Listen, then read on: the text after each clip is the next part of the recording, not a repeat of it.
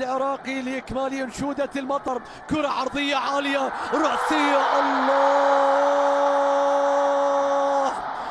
المنتخب العراقي يسجل هدفا ولكنه لا يحتسب يا رستم.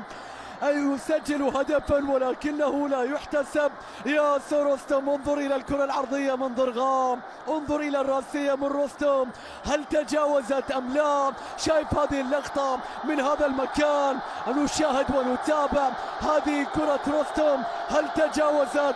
كانت الفرحة من جانب رستم. ماذا سيقول الآن الحكم؟ ماذا سيقول الفار الذي قد يحتسب هذه اللقطة؟ سنشاهد ونتابع هل تجاوزت بكامل محيطها أم لا. لقطة هنا في مدرجات البصرة، الكرة شكلها تجاوز، لكن بكامل محيطها. الآن الفار يحكم، الفار يشوف، الفار يفتي، الفار يأكد.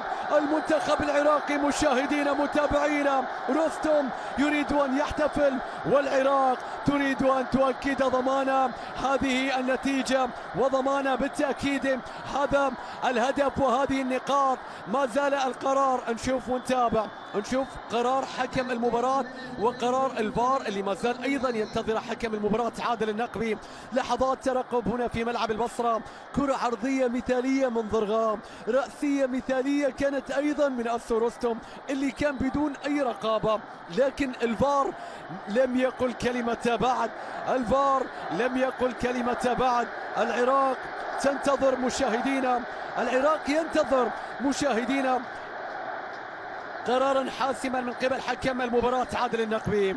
قرار حاسم من قبل عادل النقبي، هذا المدرب الواضح في الصورة خيسوس غارسيا كاساس ينتظر هو الآخر احتساب هذه اللقطة.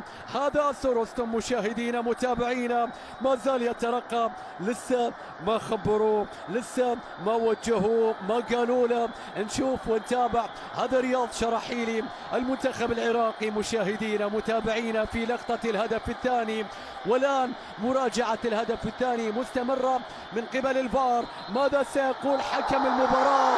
يحتسبها العراق، يكتب أنشودة المطر مرة أخرى في مدينة بدر شاكر السياد، في مدينة كاتبها، في مدينة البصرة. العراق يسجل الهدف الثاني بكرة رأسية تضعهم على رأس هذه المجموعة. الله على كرة رستم، على عرضية ضرغام، على هدف عراقي. أسود الرافدين يتصدرون المجموعة، كرة أولى بالقدم، كرة ثانية بالرأس. العراق مشاهدين على صدارة المجموعة بعد الجولة الثانية. احتسبت هذه الكرة، عدت وتجاوزت وكتبت أنشودة المطر العراقية يا رستم.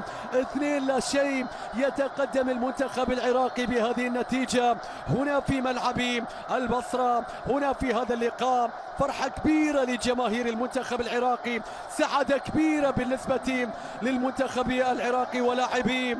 النتيجة 2-0. مباراة كانت صعبة على المنتخب السعودي ولاعبيه ومدرب